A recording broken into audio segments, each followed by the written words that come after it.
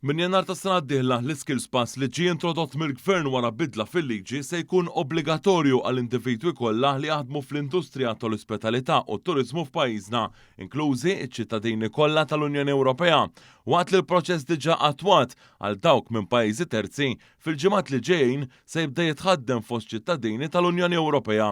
Is-Skills Pass li nħareġ mill-Istitut għall-Istudji Turistiċi l-ITS jassigura li kull min jaħdem f'xogħlijiet relatati bħal fil-lukandi u ristoranti fost l-oħrajn ikollhom ċertifikazzjoni li kapaċi jikkomunikaw u għarfien tal-bażiku biex ikunu jistgħu joperaw.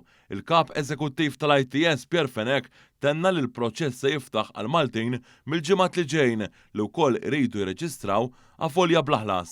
L-ewwel ta' Lulju se niftħu fuq il-portal tagħna l-applikazzjonijiet biex il-Maltin ikunu jistgħu japplikaw.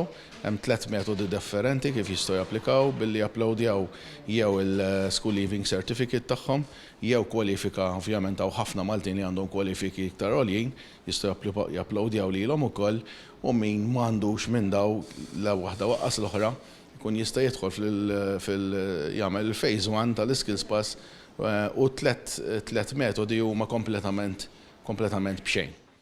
Għal aktar informazzjoni u biex tapplika, wieħed jista' iżur skillspass.org.mt.